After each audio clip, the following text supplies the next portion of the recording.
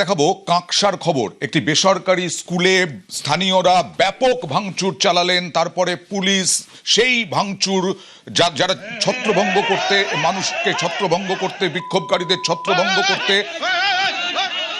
গ্রেফতার করে।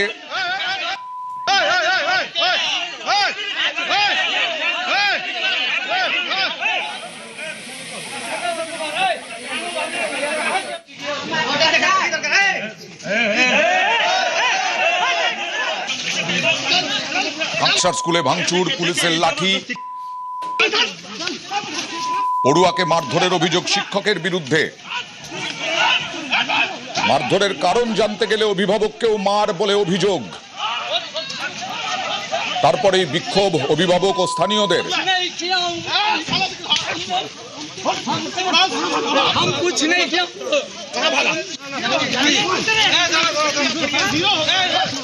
একটু জানার চেষ্টা করবো, কারণ আমরাও তো ছোটবেলায় প্রচুর মারধর খেয়েছি শিক্ষকদের কাছে।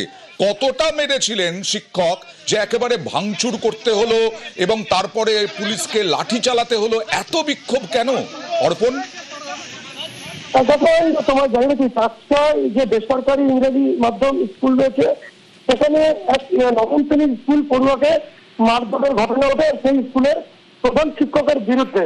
মূলত এই ঘটনাকে কেন্দ্র করে স্কুল প্রাঙ্গনে রণক্ষেত্র চেহারা নেই, কারণ স্থানীয়রা এবং অভিভাবকরা তাকে যখন কি কারণে মারা হয়েছে প্রধান শিক্ষকের কাছে জানতে চান। স্কুলে কিন্তু প্রধান শিক্ষক এর মারধরের ঘটনার পরেই পলাতক।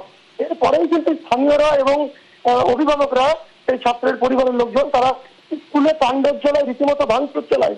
এই গোটা ঘটনায় কিন্তু পরিস্থিতি নিয়ন্ত্রণে আনতে, ছত্রভঙ্গ করতে মূলত পুলিশকে লাঠি চালাতে বাধ্য হয় এবং এই গোটা ঘটনায় 20 জনকে পুলিশ কিন্তু এই ঘটনায় আটক করে।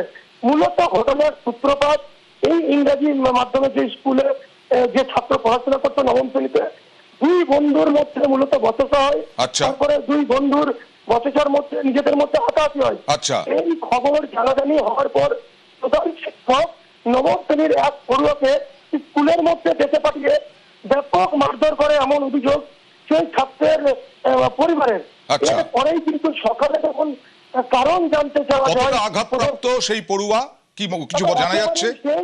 দেখো, সেই যে ছাত্রকে যাকে মারধর করা হয়েছে সে কিন্তু গোটা শরীরে তার আঘাতের চিহ্ন রয়েছে, কারণ রীতিমতো তাকে ব্যাপক মারধর করা হয় স্কুলের তরফ থেকে প্রধান শিক্ষকের বিরুদ্ধে মূলত অভিযোগ।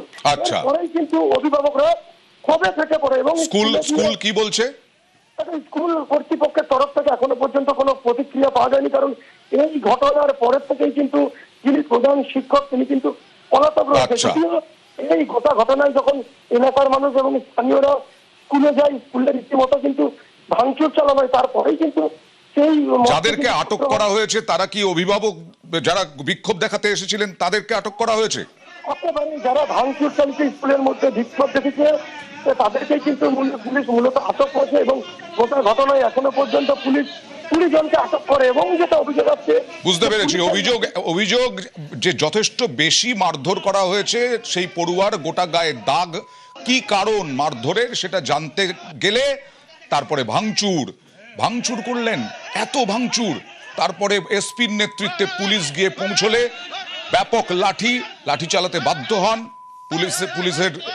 পুলিশ কর্মীরা এবং তারপরে বেশ কয়েকজনকে আটকও করা হয়।